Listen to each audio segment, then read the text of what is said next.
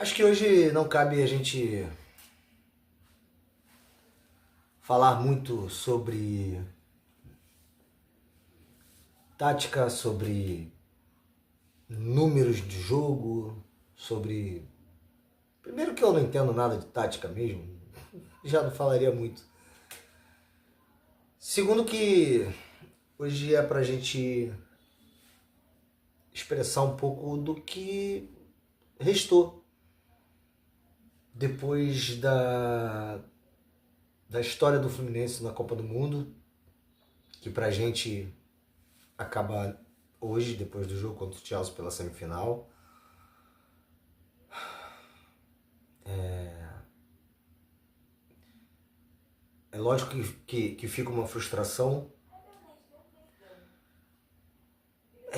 Eu não sei se chega a ser no mesmo nível de tristeza. Eu acho que tristeza hoje é bem pouco. E com certeza o sentimento que sobra para nós tricolores, sobra e dá de lavada na frustração, é orgulho. Orgulho das cores que nós vestimos, isso a gente nunca perdeu. Orgulho da campanha que a gente fez na Copa, da história que a gente fez na Copa. Orgulho pelos atletas que vestiram essa camisa, que honraram essa camisa, mesmo jogando contra clubes de investimento infinitamente maior do que o nosso, mostrando que no futebol não só investimento ganha, que raça, que amor à camisa, que determinação, que empenho, que garra, também conta muito.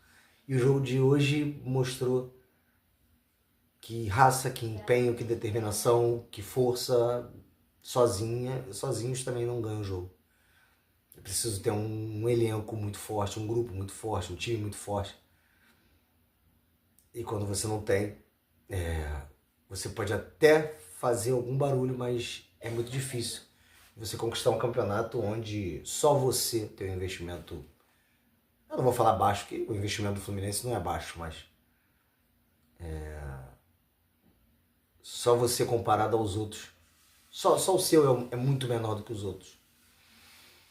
Então, frustração sim, sentimento de que chegamos bem perto de decidir uma Copa do Mundo, mas muito orgulho do que a gente fez, orgulho da nossa torcida que deu um show nos Estados Unidos, inclusive no jogo de hoje. Todos ficaram surpreendidos com a nossa torcida, enfim. Hoje o orgulho é maior.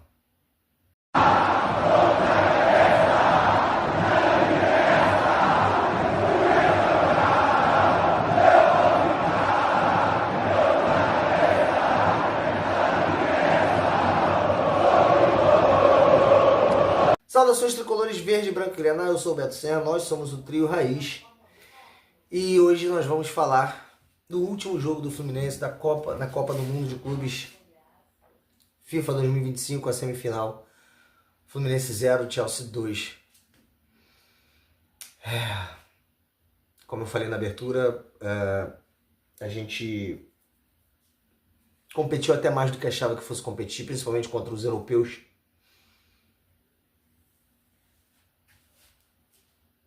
A gente fez uma belíssima Copa.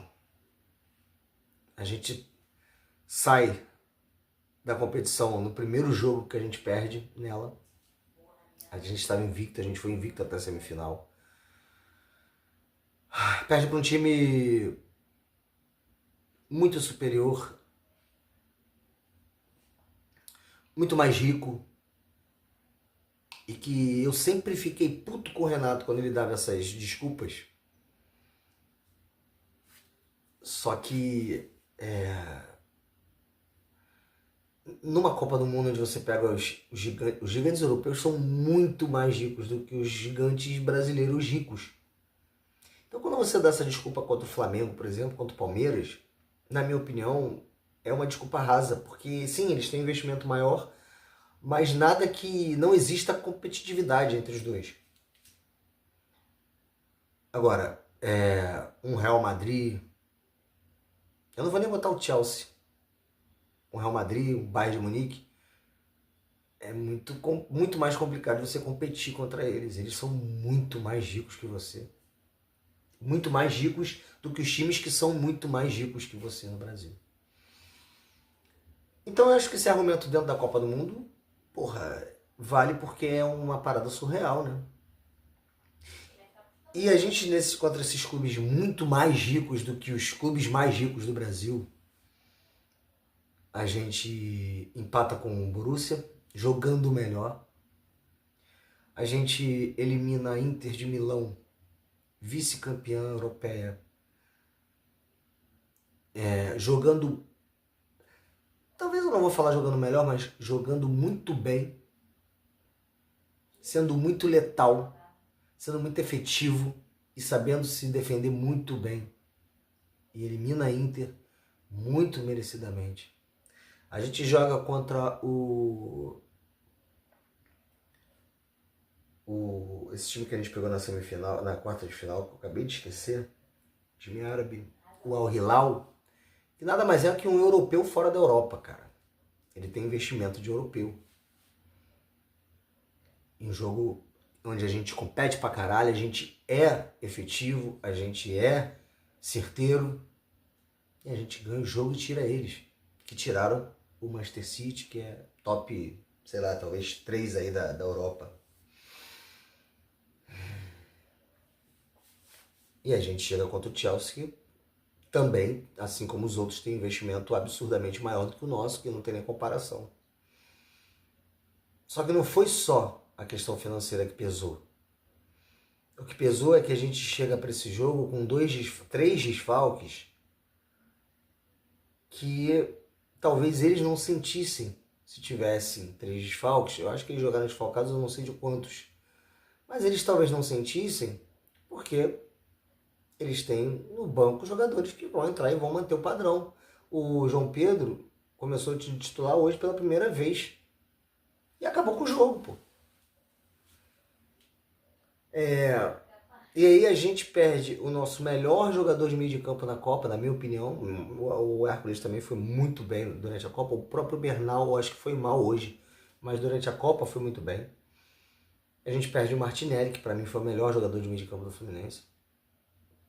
Perde o Freitas, que canso de bater nele aqui.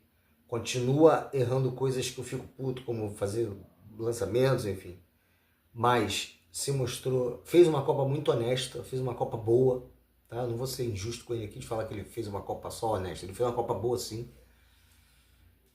E hoje ele era um desfalque considerável, principalmente porque entrou no lugar dele. E o Samuel Xavier, que em cima da hora ali sentiu, enfim, ficou de fora pro Guga, que também pesou. Então, o único... E até não, eu ia falar que o único setor que a gente não sentiu falta foi do Martinelli no meio campo, mas sentimos sim. O Hércules não jogou mal, só que a falta do Martinelli parecia que a gente não tinha colocado ninguém para repor. A gente ficou com um buraco no meio de campo, que o Chelsea jogou ali livre. E eu olhava o jogo e falava, gente, cadê o meio de campo do Fluminense? O meio de campo do Fluminense desapareceu. A impressão que me dá é que quando o Martinelli tá ali, ele vale por 2, pô. Então hoje a gente pecou muito. A gente deu muito espaço pro Chelsea. Não pode dar muito espaço pro Chelsea. E aí no lugar do Freitas entra o Thiago Santos, que é o Thiago Santos. Não adianta agora também encontrar um culpado e falar Thiago Santos. O Thiago Santos é um ruim, cara. Ele é ruim. A gente já sabia que ele era ruim. Ele não teve nenhuma falha que decidiu o jogo, não, mas ele é ruim, pô. Não manteve o nível do time do Fluminense. O Guga marca mal demais.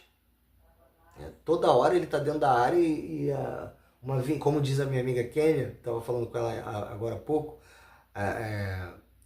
o lado direito do Fluminense de defesa virou uma alameda. E é verdade.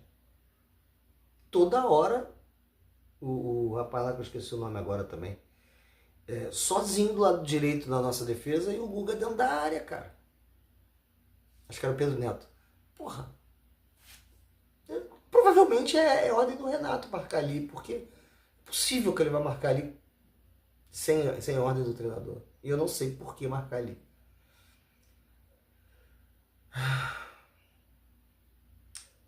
Hoje a gente encontra um Cano mal também, cara. Eu cheguei a falar isso. Parecia que eu tava vendo o time do Diniz. A gente tocando bola lá atrás, errando o passe lá atrás.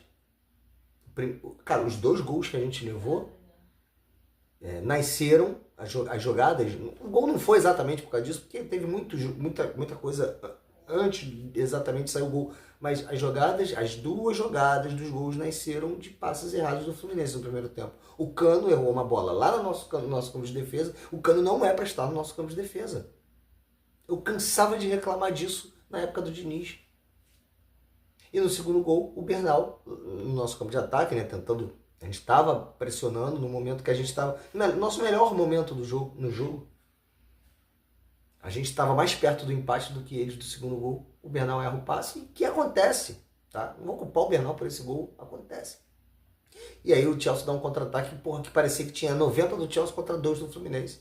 E acho que tinham 4 contra 2. Falei, cara, quando saiu o contra-ataque que eu vi, eu falei, cara, o Fluminense vai tomar esse gol, se não tomar é milagre.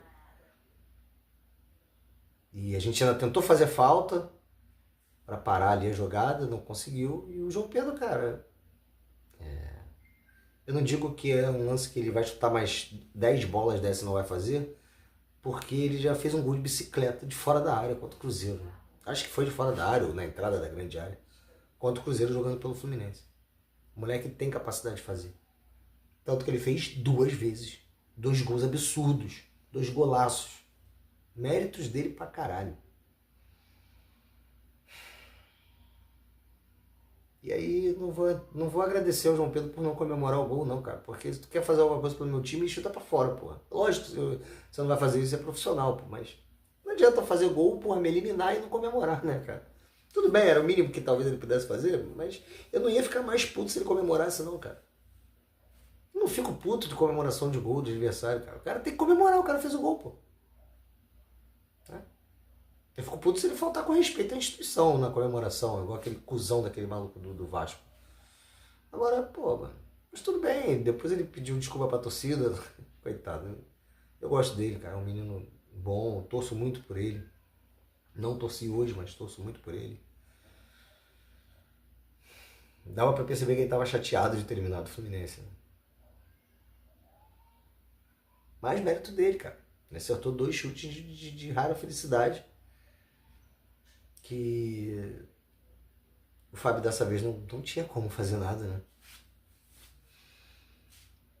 E assim, não vou culpar o Renato pela escalação, porque é muito fácil chegar agora e falar, né, da escalação, que não deu certo, porque... Cara, eu acho que talvez até eu fizesse o mesmo que ele fez. Eu tava muito receoso quando surgiu a possibilidade aí dele improvisar o René. A gente ia perder muito na estatura. Eu só não sei se o Manuel tá tão abaixo assim do Thiago Santos, cara. Se tá tão atrás assim do Thiago Santos. Eu, particularmente, sempre achei o Manuel um baita de um zagueiro. Lógico que hoje ele tá mais para final de carreira, não é mais o mesmo. Mas será que ele ainda é tão pior do que o Thiago Santos? Por que o Manuel não podia entrar jogando? Eu talvez pusesse o Manuel.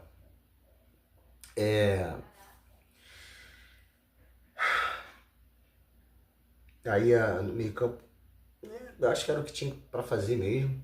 Ele ficou receoso de desmontar, de desfazer a formação com 3 zagueiros. Eu entendo ele, tá?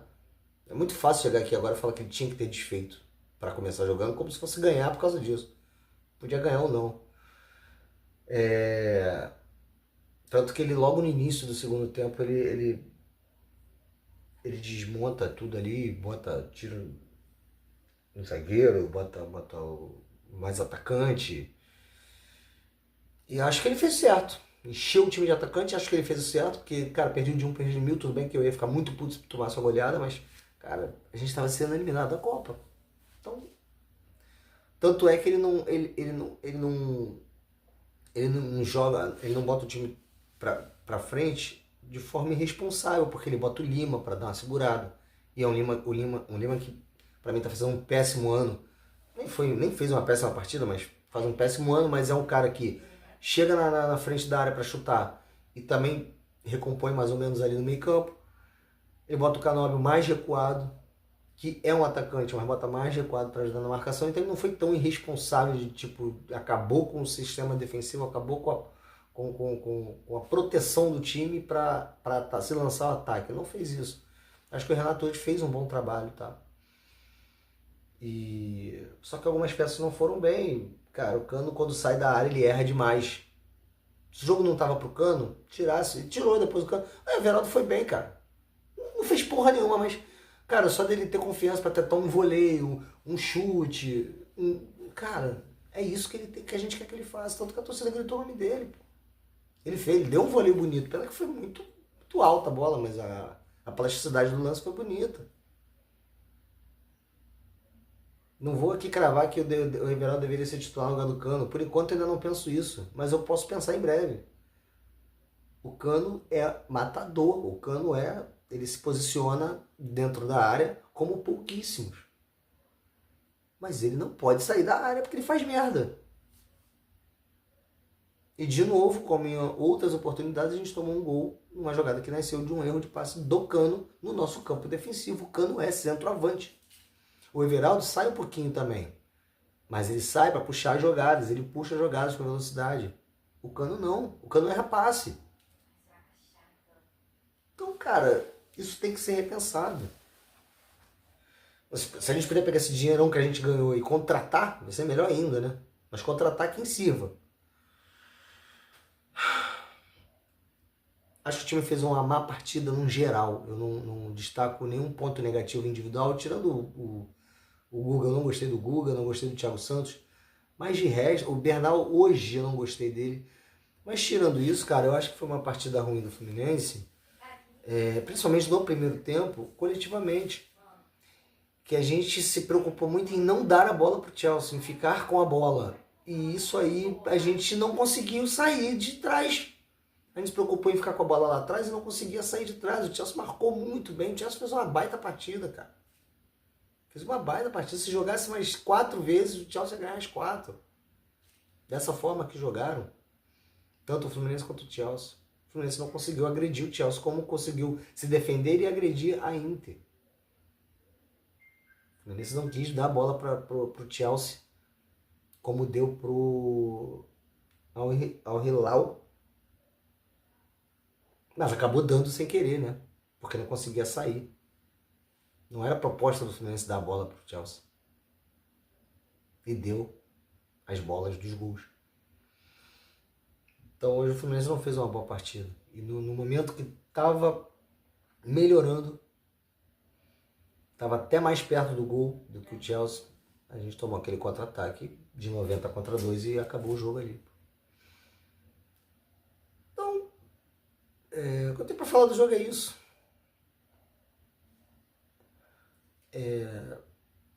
A sensação que fica, como eu falei, lógico que frustrado, porque a gente estava a um passo da final. Mas sabia que esse era um difícil, porque para a gente dar esse passo para a final, a gente ia ter que ganhar do Chelsea.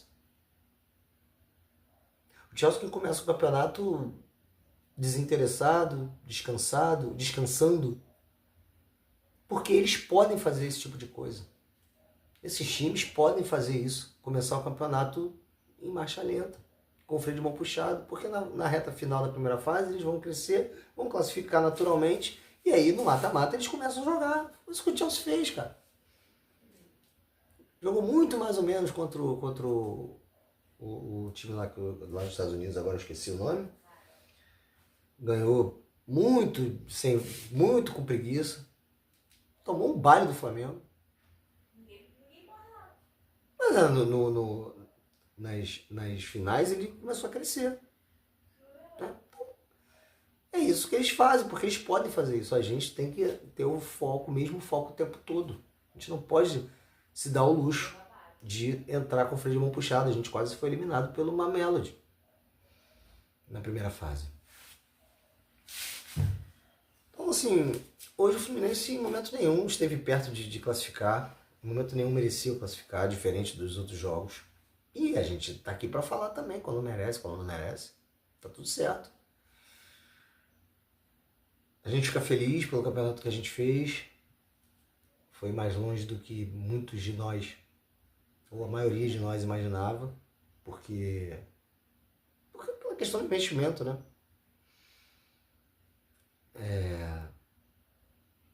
Orgulho, a gente tá com orgulho, a gente tá orgulhoso do time, a gente tá chateado pela eliminação, mas a gente tá orgulhoso. A gente fez uma história muito bonita aqui na Copa.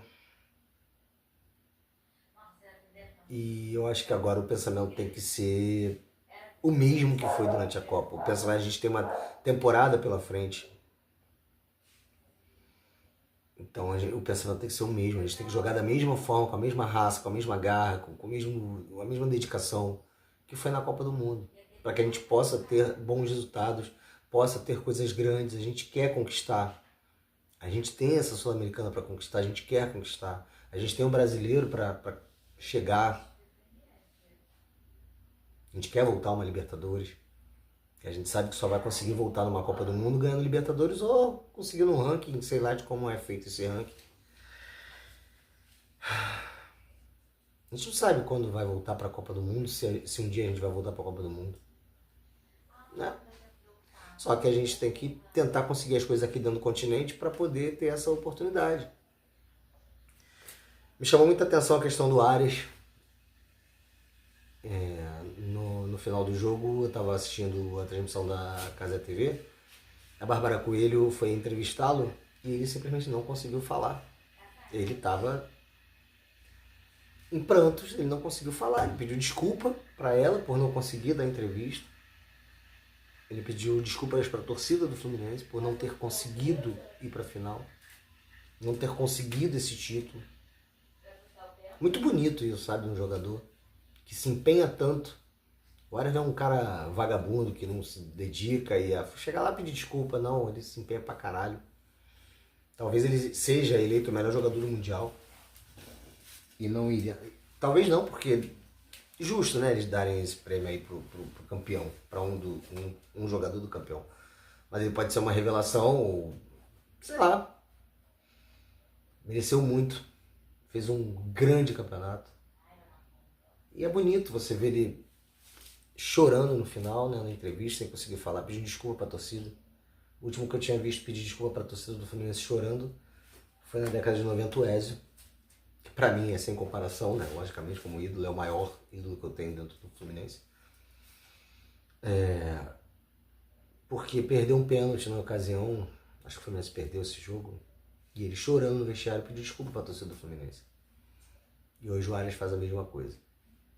Isso engrandece muito, não só o ser humano, e ele fala que queria retribuir ao Fluminense o que o Fluminense deu a ele.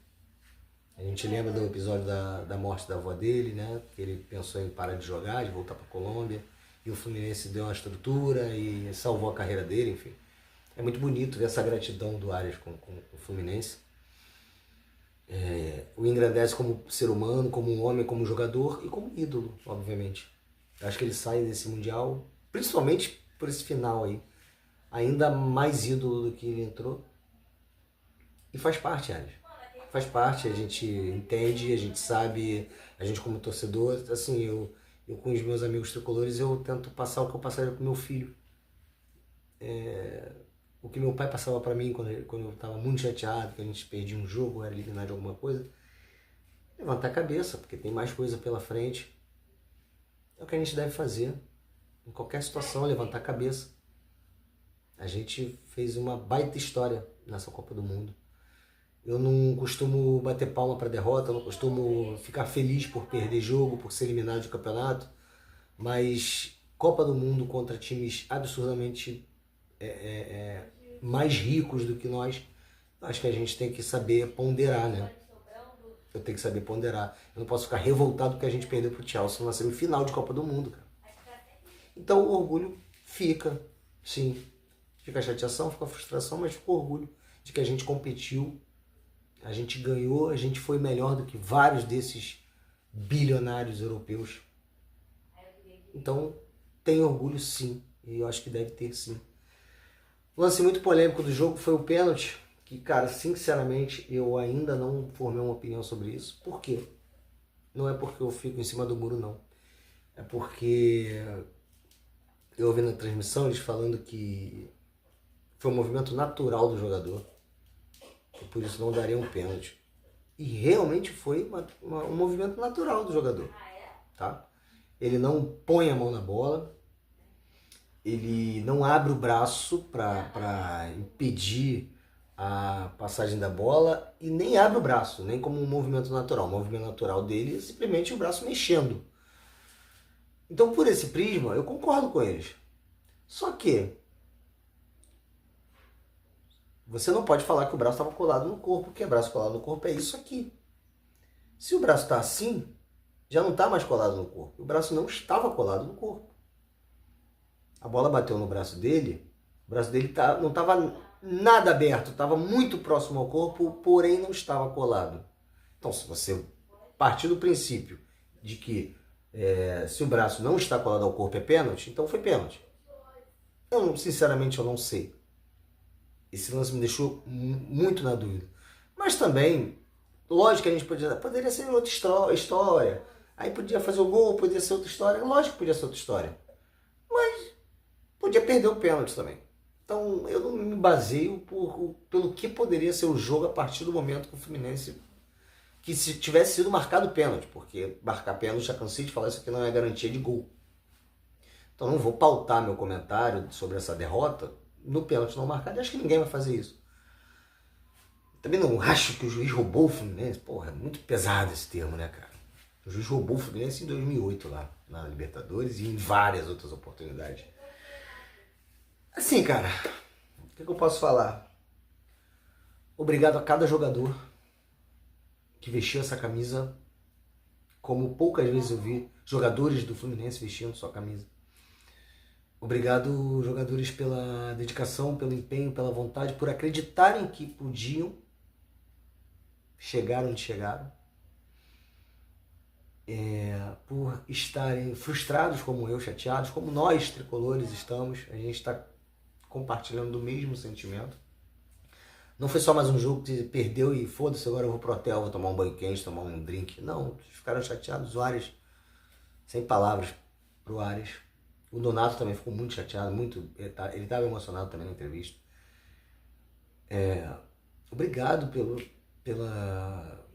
por terem permitido que a gente sonhasse por mais de um mês. Foi uma coisa muito bonita de se ver, sabe? Isso aqui não é aplaudir derrota, isso aqui é aplaudir o respeito que vocês tiveram pela nossa camisa. E isso conta pra caralho. Conta mais do que uma vitória aleatória. A gente perde sim, jogando mal sim, mas com dignidade, com empenho. Eu canso de falar aqui em derrota do Fluminense. Cara, o problema não é perder, é como se perde.